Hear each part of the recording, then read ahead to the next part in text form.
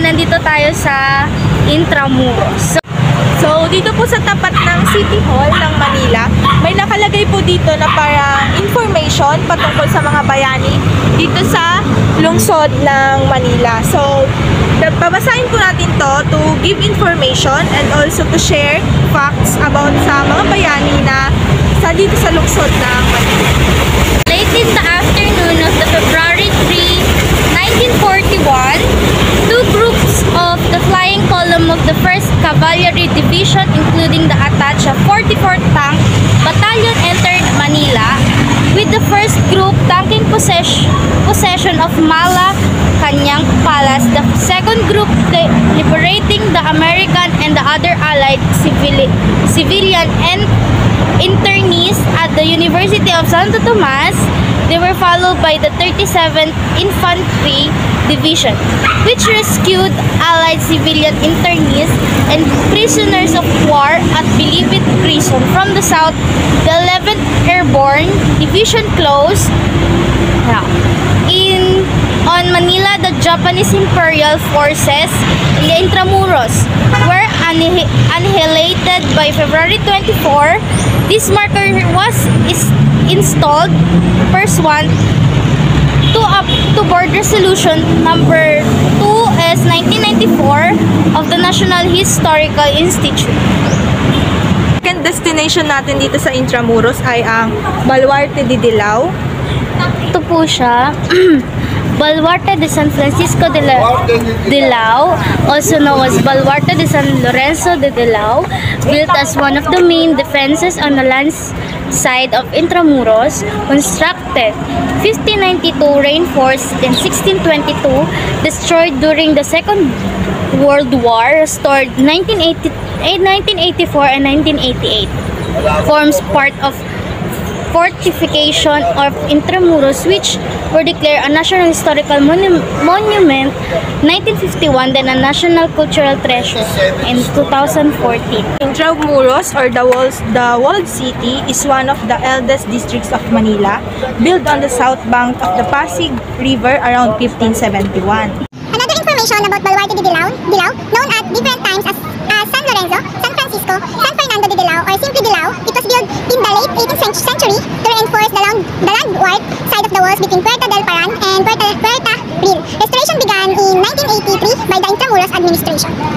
So our third destination is here in Puerta del Paran, named after the Paran de Aplaceros Chinese rice dealers market. It became the official gate of entry for the governors general of the island after the British occupation in 1762 and 1764. The gate was reconstructed in 1782 and was damaged in World War II. The Intramuros Restoration Committee restored the gate with the architect in charge Carlos de Silva, Felix Imperial Jr. And in 1966 and 1979, the Intramuros administration restored the bridge and the Pensions del Lactorian wall. In 1979 and 1982, the North Curtain wall smote and splintered in Joseph Limwell Reyes in 1982 and 1985. Fourth destination is Fort Santiago. Nasibutin po natin ang Fort Santiago at makikita po natin kung ano ang nakaraan nito at kung ano ang makikita dito sa Fort Santiago. Tara na! Arat na! Plaza Mariones, historical and open ground for military drills, parades, and ceremony, named in honor of Domingo Mariones, Governor General of the Philippines in 1977 and 1980. Konti lang yung tao ngayon. Hindi pa siya dagsa. Pero feeling ko, magiging dagsa siya maya-maya pag mga bandang hapon na or magpapagabi na. So you can see po, ganito po kalawak ang Fort Santiago na napapalibutan ng mga damo, ng mga upuan na pwedeng talagang pasyalan natin. Marami pong mga tao ang dumadayo dito araw-araw at panigurado na marami silang natututunan sa ating history dito sa Intramuros.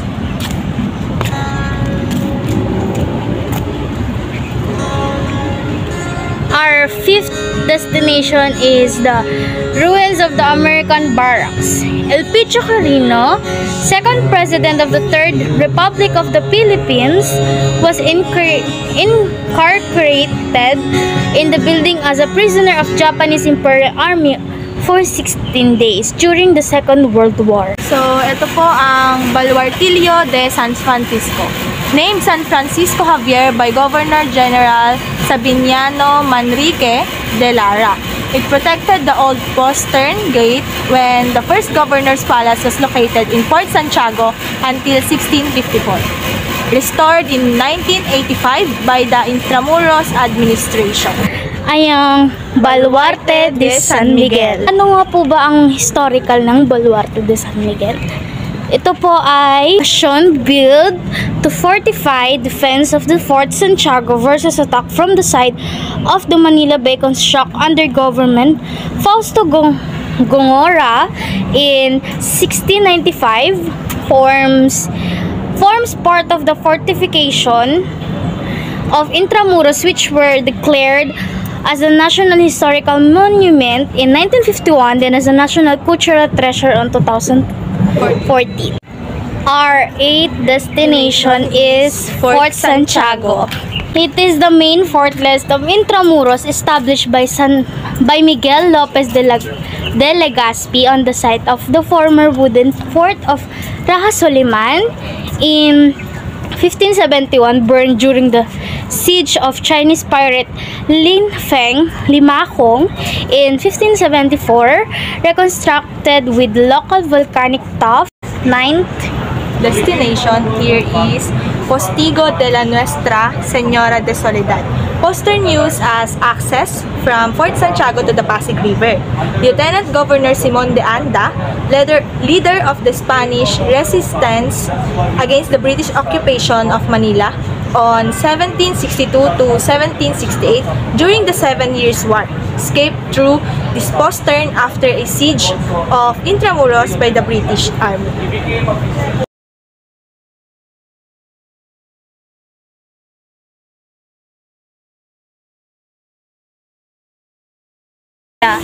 Dungeon of Fort Santiago, built for storage of arms and gunpowder as a part of Baluarte de Santa Barbara, 1599, converted to a prison facilities after construction of a new powder magazine on higher ground in 1715, and 600 decomposing corpses discovered inside by the United States Army during the liberation of Manila from the Japanese Imperial forces during the Second War of 1945. So, halika na guys! Arot na!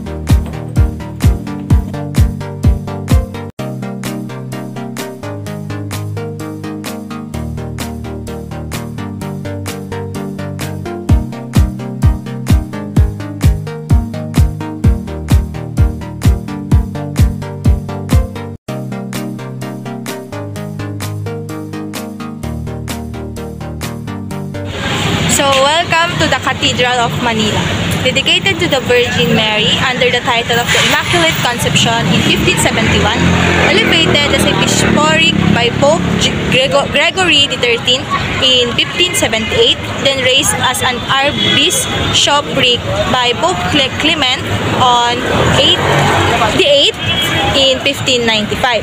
First in 1581 to 1583, second 1591 to 1600s, third 1614 to 1645, fourth 1681 to 1751, fifth 1760 to 1852, and sixth 1854 to 1863, and seventh 1879 to 1945 cathedrals on this site superseded by the present-day structure.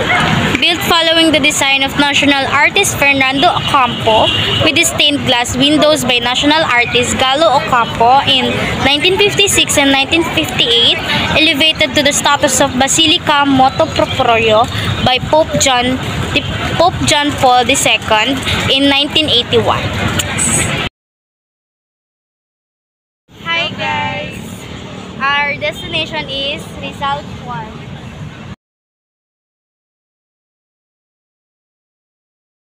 And that's all. Thank you!